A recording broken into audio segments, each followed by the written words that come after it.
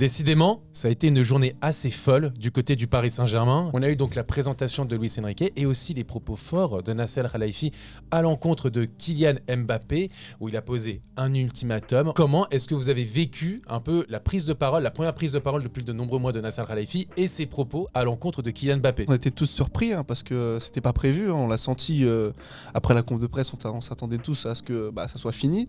Puis là, Nasser fait un magnifique demi-tour pour revenir sur l'estrade et puis il balance cette petite bombe. Il a bien conscience de ce qu'il dit. Je trouve que c'est un peu dommage parce que en fait, cette bombe entre guillemets sur Mbappé, elle occulte complètement tout ce qui s'est passé avec Enrique et on parle plus de Enrique du tout. Maintenant, on parle que de l'info Mbappé, l'ultimatum de Nasser lancé à Mbappé. Alors, dans un sens, oui, c'est intéressant parce qu'il faut se poser la question. Mais d'un autre côté, moi je suis un peu déçu parce que du coup on parle moins d'Enrique alors que c'est quand même normalement l'info principale de la journée. Moi je suis pas surpris du tout parce que tout le monde le disait quand même que le sujet Mbappé allait être évoqué en conférence de presse. Premièrement, et deuxièmement, pas surpris aussi parce que c'est la position et la posture du club depuis pas mal de semaines, c'est juste qu'aujourd'hui elle est rendue publique. J'ai l'impression que Nasser depuis un an a un jouet entre les mains qui vient de lui exploser à la gueule. J'aime bien la métaphore un peu du boxeur là, j'ai l'impression que c'est un mec qui est sur le ring, il est dans les cordes, il lance des crochets un peu à l'aveugle et il se défend comme il peut, ou alors c'est une frappe du milieu de terrain, il ferme les yeux et il espère que ça rentre. Mais là je comprends pas trop l'aspect offensif de sa déclaration, même si il est obligé d'adopter cette posture, mais je le trouve quand même un peu trop véhément, notamment en mettant un peu la pression sur Kylian. Surtout, en fait, les propos de Nasser Khelaifi, il dit clairement quelque chose, il dit « personne n'est au-dessus du club, même moi ».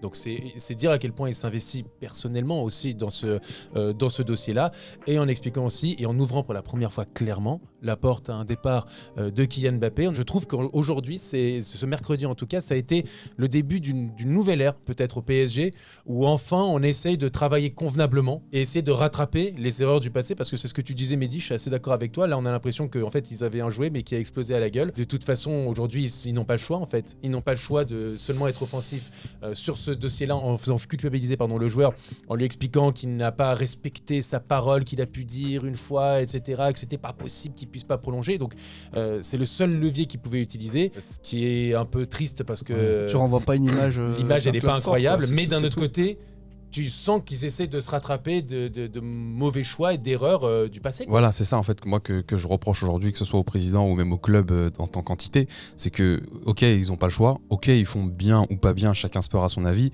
mais finalement ils réagissent à ce que Mbappé fait, mais ils réagissent aussi aux erreurs que eux ont faites. Et il y a quand même des petits soucis d'ingérence, le maillot 2025, la communication. Et quand tu pars avec lui jusqu'en 2025 et que tu le mets sur le maillot, ça veut dire que dans ta tête, tu as quand même une certaine assurance qui va prolonger, qui va activer cette année en option.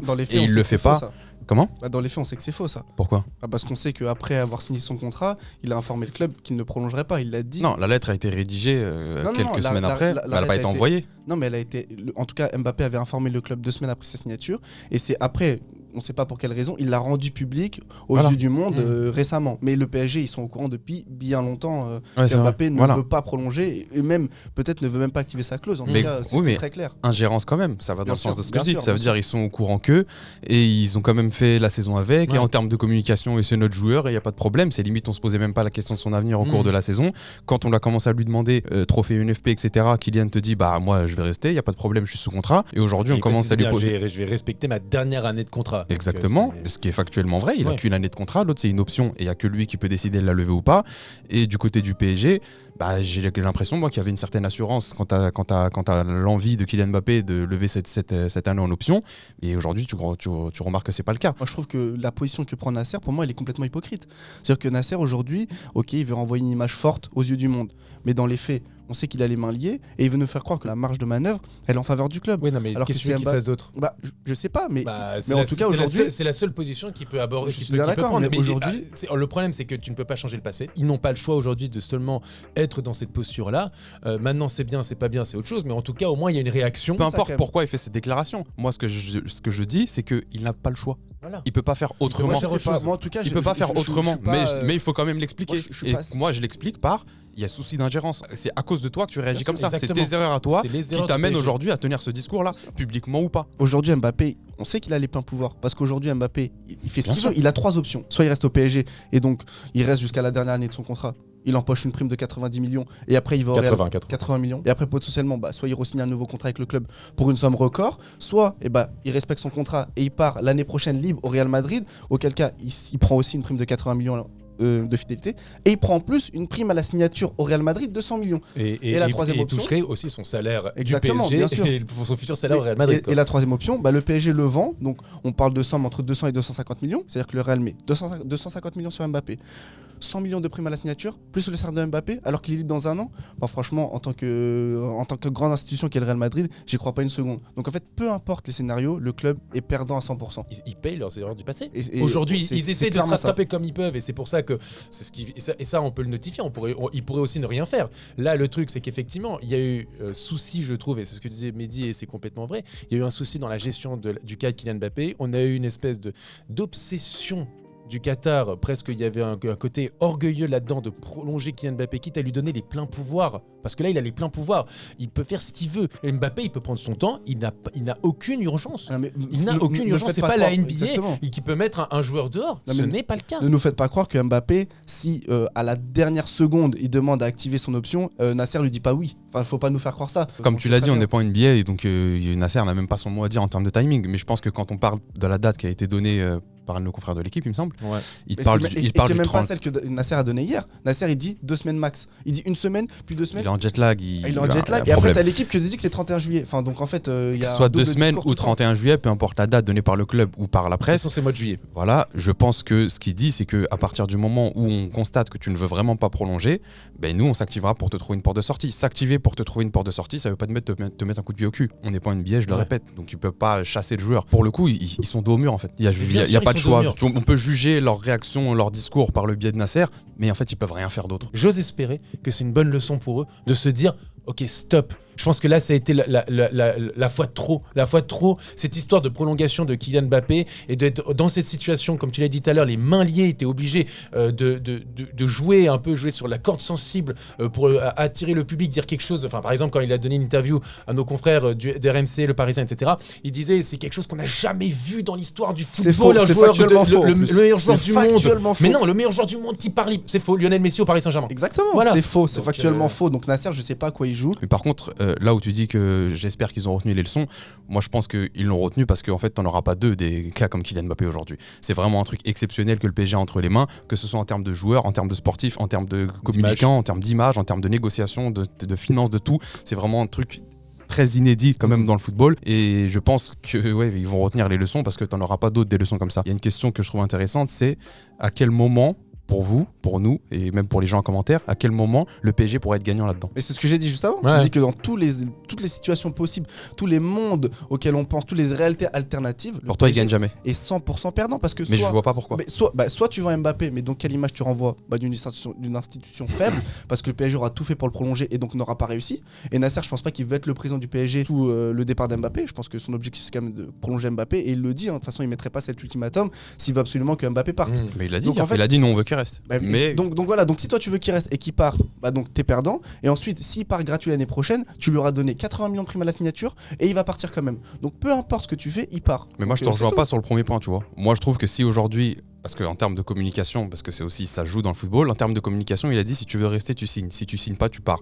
À partir du moment où il part au courant du mois d'août, imaginons, et le PSG va récupérer un gros chèque, aura le temps de se retourner sur le mercato pour te faire 2-3 bonnes opportunités. Oui, mais t'es pas maître de ton destin. Il faut attendre une offre du Real Madrid. Ou alors s'il prolonge, il garde Kylian Mbappé. S'il prolonge, s'il prolonge Mbappé, il le garde. Il le garde et il le vend. C'est aussi une issue où ils sont gagnants. Exactement. Ils sont gagnants, ça dépend parce qu'en fait l'année prochaine tu vas encore avoir les mêmes problèmes. Non, parce que l'année après tu vas encore avoir les mêmes problèmes. parce que gouverner c'est prévoir et j'ose espérer que dès Si l'année tu prolonges, prochaine c'est pour le vendre. Voilà, si tu le prolonges, c'est pas pour lui faire signer 5 ans. Quand tu lui as donné un Ouais. tel contrat, comment tu vas le faire prolonger en lui donnant un contrat moins important, en lui donnant moins de pouvoir? Enfin, je veux dire, c'est pas en lui donnant 100 000 euros et puis après tu lui donnes 50 000 que tu vas le faire prolonger. C'est là où C'est la communication entre en compte et c'est là où quand Nasser te dit t'es dans ton pays, t'es dans ton club de cœur, le club de ta ville, t'as dit que t'allais pas partir gratuit, Kylian devra aussi faire un effort là-dessus. Après, son salaire va pas être divisé par deux, attention, il aura le même salaire, mais c'est juste qu'il y a certaines primes où tu devras te calmer parce que t'es là que pour un an. On te fait prolonger pour que tu puisses partir en 2024. J'ai demandé déjà aux gens qui nous regardent, nos viewers qui sont de plus en plus nombreux, on les remercie, de savoir est-ce que vous pensez que le Paris Saint-Germain peut sortir gagnant de cette situation, bien qu'ils aient aujourd'hui les mains liées clairement et ils sont dépendants du destin de Kylian Mbappé. Est-ce que vous pensez que le PSG peut être gagnant du dossier Kylian Mbappé, justement? Du côté de Kylian aussi, il y a quand même pas de l'ingérence, mais il y a quand même des Il faut ouvrir points le dossier d'interrogation. Mbappé, Il faut ouvrir le dossier, comme on dit. Je pense que là, on a parlé du club et je pense qu'effectivement, en disant que le club, pour le coup, paye ses erreurs du passé et qu'aujourd'hui, ils essaient comme ils peuvent, avec les rares moyens qu'ils ont, d'essayer de rectifier leurs erreurs. Maintenant, effectivement, il va falloir ouvrir le dossier Mbappé. Je pense qu'on en a tous un peu marre. Non, mais c'est-à-dire que pour le coup, ça fait depuis 2019 que c'est annuel, qu'il y a ces dramas autour de lui.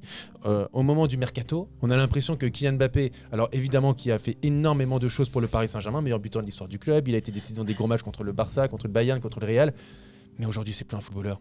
Aujourd'hui on parle d'un businessman.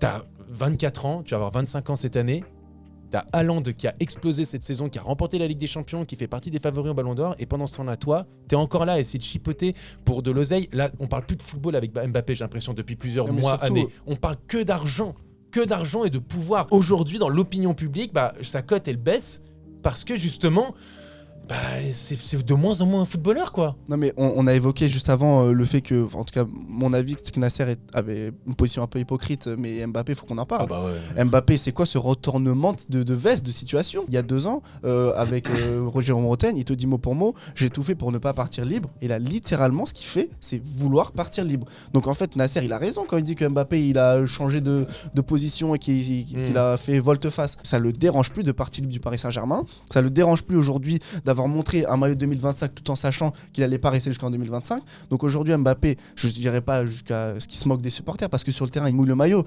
Aujourd'hui c'est un des seuls joueurs qui est opérationnel, en tout cas des top joueurs du PSG qui est opérationnel depuis le début, depuis qu'il est arrivé, il a tout donné, les meilleurs buteurs, tu peux rien lui reprocher. Mais dans l'image qu'il renvoie aux supporters, mais qu'est-ce que ça renvoie en fait? Mais avec l'équipe de France, avec le PSG. Non mais avec l'équipe de France c'est un peu différent parce que là il ment aux gens. C'est pas pareil. C'est pas pareil. Mentir aux supporters, se mentir même à soi-même parce que il sait qu'il va aller au Real Madrid. Il sait que c'est son rêve depuis qu'il est enfant. Mais dis-le que t'as envie d'aller au Real Madrid. C'est bon, t'en voudras pas. Si tu dis j'ai tout donné pour le club, voilà, j'étais heureux pendant ces 7 ans au Paris Saint-Germain, mais mon rêve c'est d'aller au Real Madrid et depuis tout petit. Mais on le sait tous, et va au Real.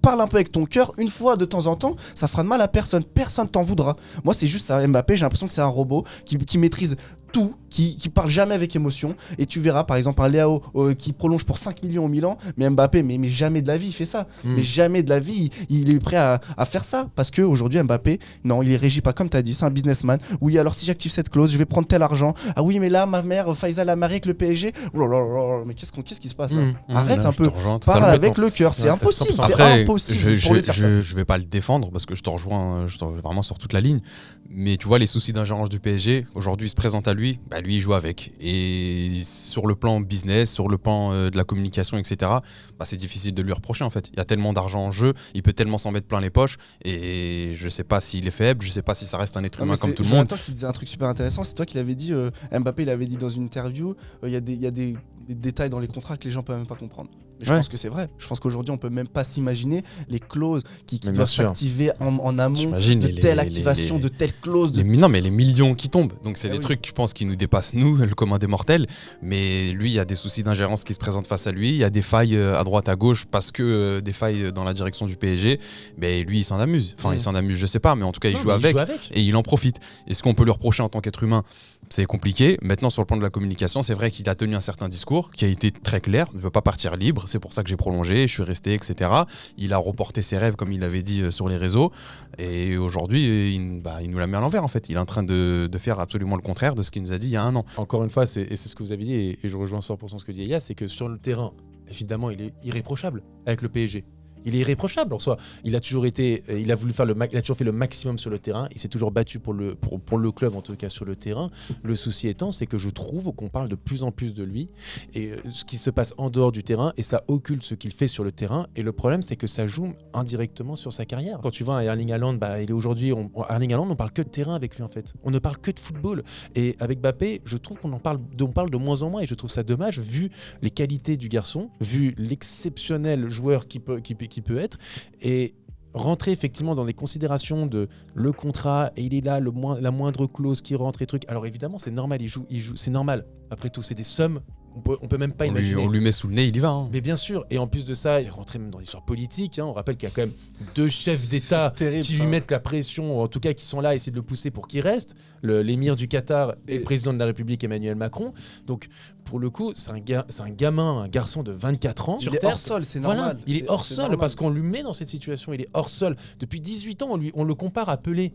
Il est allé dans le journal de 20h, le journal de 20h de TF1, d'accord, qui est quand même un des programmes les plus suivis en France, en Europe, pour annoncer sa prolongation. En fait, on lui donne tellement d'importance qu'aujourd'hui, c'est normal en fait qu'il se sente capable et légitime de tout dire, de tout faire. C'est une nouvelle ère. Mbappé aujourd'hui, il fait rentrer le métier de footballeur dans autre chose. Maintenant, ce n'est plus des sportifs, c'est autre chose. Des businessmen. C'est des businessmen. businessmen. Tu dis des que lui qui. Mais parce que tu vas voir ça, que des mini Mbappé, il va en avoir à la pelle après. Ouais, mais il va en avoir à la pelle. Oui, mais faudra avoir le niveau après. C'est sûr. Lui, c'est parce qu'il est comme ça sur le terrain que les gens lui déroulent le tapis rouge partout où il va. Non, mais là, t'as raison, un truc important. Le jour où Mbappé il est moins bon, mais qu'est-ce qu'il va se prendre dans la tête? Il a intérêt à assumer sur le terrain parce que tout ce qui gravite autour de lui, tous les enjeux et tous les prises de position qu'il a, si demain sur le terrain ça se passe pas bien, mais je pense que tout le monde le laisse tomber. Sur la place publique, c'est fini pour lui. Aujourd'hui, les médias qui entre guillemets le protègent, et nous on le fait pas, mais il y en a beaucoup qui c'est normal parce que c'est la coqueluche française aujourd'hui qui le mettent sur un piédestal, mais demain s'il assume pas sur le terrain ou en équipe de France, mais qu'est-ce qu'il va pas se prendre dans la tête? Et je pense qu'il est conscient de ça. Donc j'espère qu'il est fort, qu'il est serein et qu'il est conscient de ses forces parce que ça peut être catastrophique pour lui. Mais non, mais après même c'est un sujet un peu plus profond, mais socialement, sportivement, sur le plan même du business, tout le monde l'a mis sur un piédestal. Donc c'est pas que je le défends, mais ça s'explique totalement aujourd'hui. C'est pour ça qu'il pète un câble. Je sais pas s'il pète un câble, mais en tout cas tous ces soucis financiers, tous ces dossiers extrasportifs qui s'ouvrent autour de lui, c'est juste légitime. Je ne pense pas moi que ce soit de sa faute. En partie de sa faute parce que aussi, il en profite. C'est juste normal. C'est juste voilà. normal.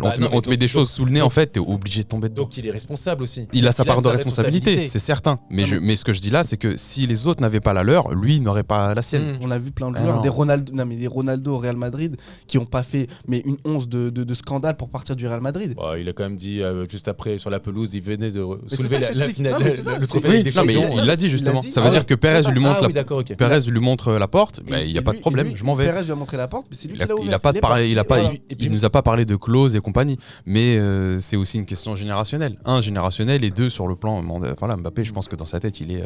Et puis surtout, il y en a certains qui défendent l'attitude de Mbappé en disant non, mais regardez Messi, Ronaldo, etc. Mais enfin, comparons ce qui est comparable. C'est-à-dire que Messi, quand effectivement il est là à faire des négociations pour prolonger, etc. 5 ballons d'or, 4 Ligues des Champions. Cristiano Ronaldo, c'était 5 ballons d'or, il a gagné avec Manchester, non? Il y a 4 Ligues des Champions avec le Real, et une avec Manchester.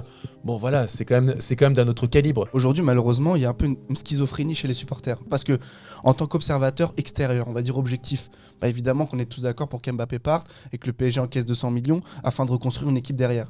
Mais si tu es un supporter, je veux dire, amoureux du club vraiment comme nous on l'est, mais comme beaucoup de gens le sont aussi, mais t'as pas envie qu'il parte parce que tu vas te dire quoi? Mais s'il part, c'est pas Carlos Soler qui va nous faire gagner la Ligue des Champions. Quand t'es supporter du PSG aujourd'hui, t'as envie de la gagner tous les ans, la Ligue des Champions. Tous les ans, c'est ton rêve le plus énorme de gagner la Ligue des Champions. Donc t'as pas envie qu'il parte. Donc en fait, t'as ce double jeu un peu dangereux où tu te dis, il faut qu'il parte. Mais en même temps, non, parce qu'en fait, s'il part, il y a personne derrière. C'est le discours de Nasser Al-Khelaifi hier. C'est ça, t'as personne pour gagner la Ligue des Champions. Donc t'as l'impression que c'est un mariage forcé. Mais quelle est la meilleure solution dans ce duel, j'ai envie de dire, entre le Paris Saint-Germain représenté par Nasser Al-Khelaifi et Kylian Mbappé? J'ai deux réponses. Si je me place du côté du PSG, il faut absolument le vendre maintenant parce qu'il nous casse les pieds, parce qu'il nous ramène trop de problèmes extrasportifs et je récupère le gros chèque et je vais me construire une équipe. Maintenant, si je reste un peu plus terre à terre et que je suis plus réaliste et que je me place vraiment du côté sportif, il doit rester parce que ça va être compliqué de le remplacer et tu sais comment travaille le club, tu sais comment travaille Campos et ses équipes. Est-ce que tu vas nous trouver quelqu'un du calibre de Mbappé? Est-ce que si tu le trouves, tu es capable de le convaincre de rejoindre le PSG? Et est-ce que même si tu le trouves, réussis à le convaincre de rejoindre le PSG, est-ce qu'il va pouvoir pallier l'absence de Mbappé? Moi, j'ai des gros doutes là-dessus parce que sur le terrain, comme tu le dis depuis tout à l'heure, il est irréprochable, enfin quasi irréprochable en tout cas. Donc compliqué sur le plan sportif de faire sans lui, il faut pas se mentir aussi. Moi je suis d'accord avec Mehdi, c'est ce que je dis et ce qu'il dit aussi, c'est qu'aujourd'hui t'as pas de bonne solution au problème Mbappé. Soit tu perds qualitativement parlant et donc t'oublies ce rêve de gagner avec des champions rapidement, mais d'un autre côté tu peux assainir le club et travailler sereinement pour le futur. Donc, moi je pense qu'effectivement, et justement ça va nous amener à notre sujet Luis Enrique, c'est qu'en soi t'es parti dans un nouveau cycle. Ok, Mbappé, de toute façon, c'est quoi? S'il va rester un an de plus? C'est pas ça. un cycle en soi. Recommence de zéro comme tu es en train de le faire. Essaye de recruter une équipe qui soit vraiment complètement dans l'identité de Luis Enrique. Il y a encore des bons joueurs, surtout offensivement disponibles. On rappelle que le PSG, malgré tout, bien sûr que c'est une immense perte qualitative sur le terrain, mais le PSG sous Mbappé, c'est combien de huitièmes de finale Ligue des Champions passés? 2 en 6 ans. J'aurais plus d'angoisse si j'avais été supporter du Real Madrid de se séparer de Cristiano Ronaldo parce qu'il te ramène 4 Ligues des Champions. C'est pas pareil avec Kylian Mbappé. J'ai envie de poser aussi la question aussi à nos viewers, savoir vous, qu'est-ce que vous ferez? Quel est votre pronostic en tout cas sur le dossier Mbappé? Est-ce que pour vous il va rester, il va partir, prolonger? Est-ce que le drama va durer tout l'été? Enfin, dites-le nous dans les commentaires et on vous répondra. Et on parlait d'avenir, justement. Un peu de positif. Un peu de positif et un peu surtout de football. C'est vrai.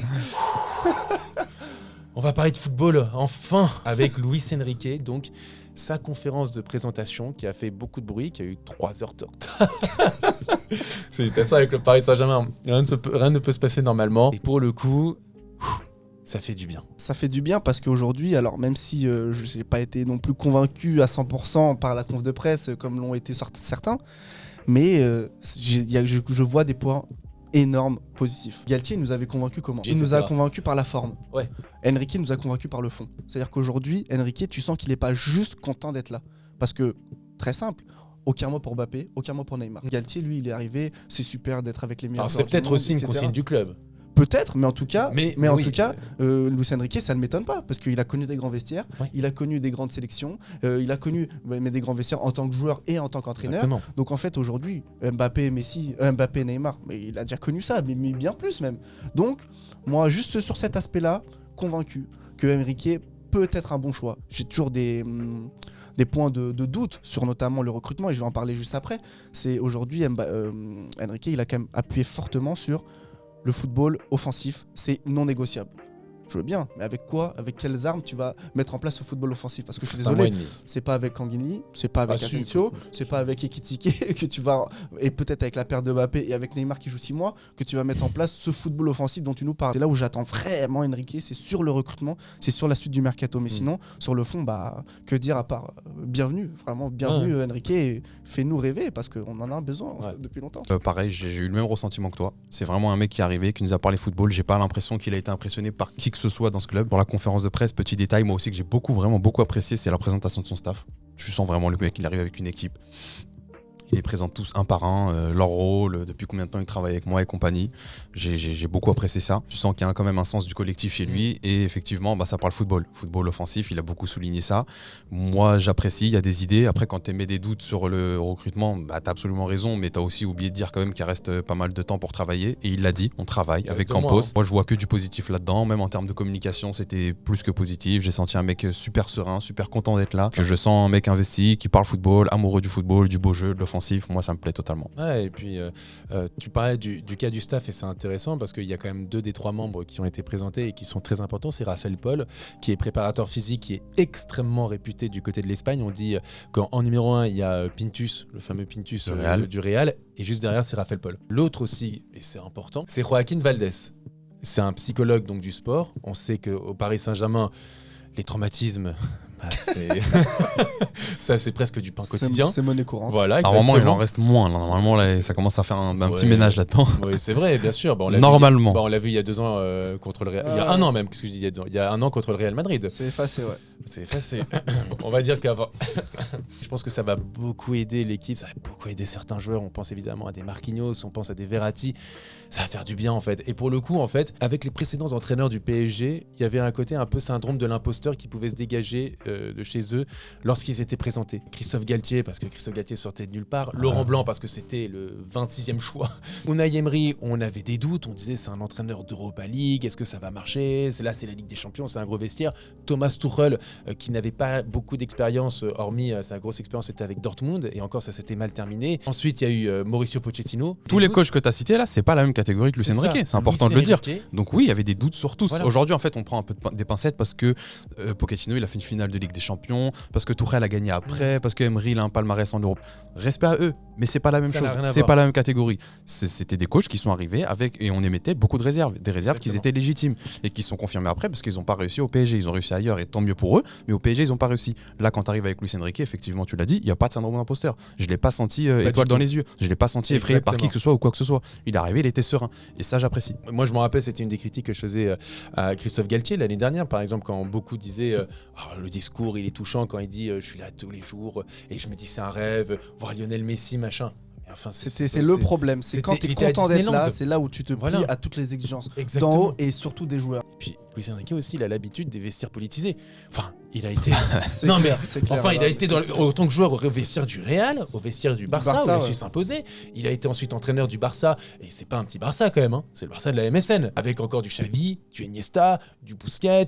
Enfin, et faut se rendre compte quand même de ce que c'était, quoi. Lui, il connaît cette pression et donc ça ne lui fait pas peur. Il n'y a pas un côté où il va se dire j'ai des choses à prouver ou le PSG c'est une forme de piédestal pour la suite de ma carrière. Non, en fait. Parce que même si au PSG ça réussit pas, il gardera sa cote et Luis Enrique. Et il ira toujours dans un grand club derrière parce qu'on sait que c'est un grand entraîneur. Je pense que même le plus gros de sa carrière est peut-être déjà passé parce que C'est ça. faire un triplé avec le Barça, voilà, fallait le faire quand même à l'époque. Il avait aujourd'hui Non, à mais date, c'est à sûr. date c'est le dernier gros Barça, c'est celui Non, de mais Luis surtout, Enrique. bon, après, il y en a plein qui sont extasiés dessus, ça vaut ce que ça vaut, mais quand il dit, moi, ça me fait pas peur, tout ce qu'on dit sur le PSG avec des champions, et Après, justement, ça me motive, bon, même si c'est que des paroles, ça vaut ce que ça vaut, bah, c'est quand même important de les entendre, et voilà, moi, je suis plus Moi, serein, j'ai c'est un l'impression- entraîneur à cette position. C'est vraiment un des points que je retiens. C'est la présentation du staff parce que l'aspect collectif. Enfin, j'ai jamais vu moi dans une conférence de presse où il présente tout son staff et tout sans qu'on lui pose la question. Bon, moi j'ai vraiment apprécié. Ensuite, axé sur le jeu, ça parle beaucoup de jeu, offensif et compagnie. J'ai aussi apprécié. Il passe de savon à personne. Il est pas là pour caresser dans le sens du poil un Neymar et Clairement. compagnie alors qu'il le connaît. Et alors Donc, qu'il il aurait le pu, pourrait même, il aurait pu pourrait être essayer, dithyrambique avec Neymar. Il l'a pas fait. Je suis Personne pas là dira pour rien, parler des. d'ailleurs, tout le monde trouve ça normal. Voilà, Mhm. je suis pas là pour parler d'individualité. Et quatrièmement, moi, c'est ce discours sur la pression. Je l'ai beaucoup aimé et il est à souligner pour moi. T'as aussi Enrique qui insiste sur le fait qu'il attend quelqu'un d'autre encore dans le staff. Je sais pas qui ça pourrait être. Est-ce que ça pourrait être une caution francophone pour s'entendre mieux avec le vestiaire? Enfin, franchement, j'ai une Possible. question. Je sais pas qui. je sais Aussi pas ce parce que c'est, qu'on ça. parlait beaucoup de ça ces dernières semaines. On attendait quand même Ouais. une caution francophone, comme tu dis. Donc c'est possible que ce soit ça. Ouais. À son arrivée, beaucoup disaient c'est un entraîneur qui est dogmatique, qui va machin. Mais pas tant que ça en fait. Luis Enrique, c'est un mec qui arrive avec des idées et qui s'adapte. Et c'est ce qu'il dit hier clairement. Et il dit j'arrive, je vois mes joueurs et je vais m'adapter. Et c'est exactement ce qui s'est passé quand il est arrivé au Barça. Avec la Roja, c'est pareil. Il aurait pu jouer de la même manière qu'avec le Barça. Il s'est dit non, j'ai plutôt des joueurs de possession. C'est une manière de jouer, donc je vais m'adapter par rapport à eux. Ce que je veux dire, c'est que Luis Enrique, il est conscient des qualités de son équipe, il est conscient de ce qu'il doit avoir pour essayer de gagner.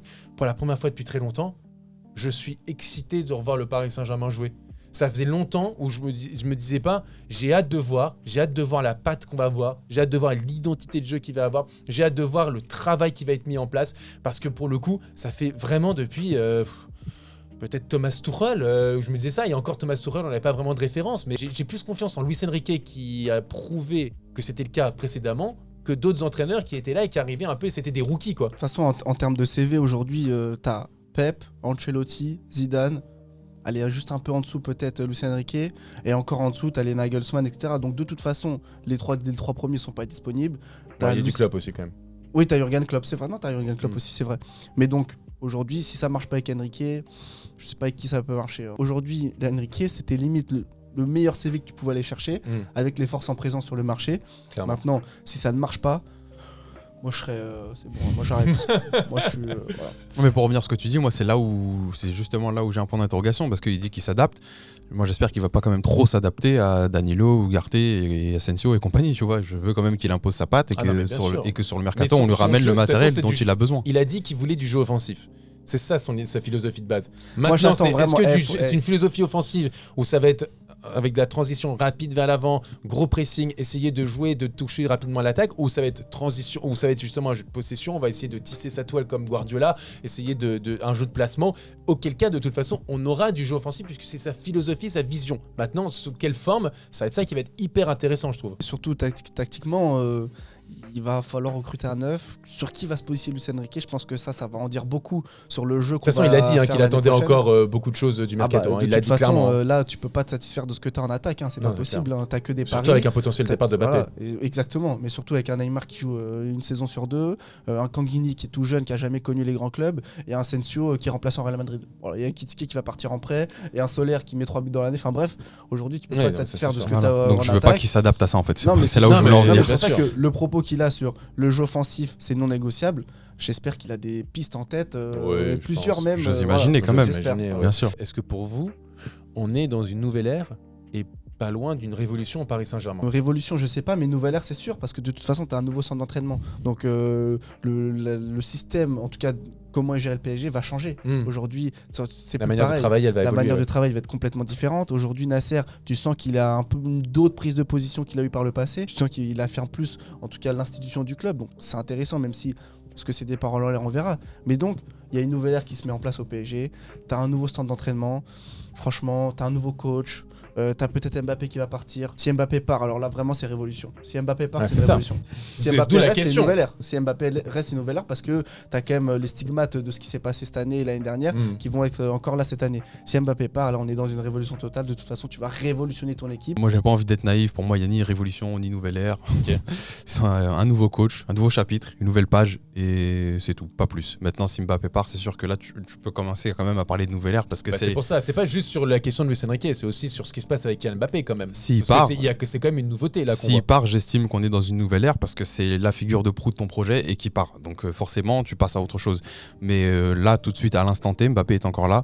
Pour moi, il y a juste un nouveau coach, un nouveau chapitre. Quand on me disait c'est une nouvelle ère avec Christophe Galtier, j'ai mon œil, c'est Christophe Galtier. Quelle nouvelle ère? Ça va durer 1 an, c'est terminé. Là, c'est pas pareil, ça fait 10 ans que le Paris Saint-Germain n'a pas eu un entraîneur de cette stature. J'ai l'impression que oui, entre le discours de Nasser Al-Khelaifi, le potentiel départ de Kylian Mbappé, l'arrivée de Luis Enrique avec tout ce que ça comporte, avec toutes les idées, j'ai l'impression que oui, on est sur une nouvelle ère du côté du PSG et c'est pas pour nous déplaire parce que franchement, depuis 3 ans, 2 ans, on est dans le drama Saint-Germain et je pense qu'on est tous fatigués quoi. Parce que pour vous, tout simplement, on est dans une révolution, une nouvelle ère au Paris Saint-Germain ou pas. Ou tout simplement, comme l'a dit Mehdi, c'est juste un chapitre, un énième chapitre du Paris Saint-Germain. En tout cas, n'hésitez pas, comme toujours, à follow la petite cloche, le like, le commentaire, je sais pas quoi, de toute façon, la force. C'est Voilà. gratuit. Et c'est gratuit surtout, c'est le plus important, surtout Et aujourd'hui. commentez aussi vos C'est avis, aussi c'est gratuit. important. C'est Ça aussi c'est gratuit. Et participer en plus au débat. Exactement. Merci et à très vite sur YouTube. Voilà, je sais pas comment finir.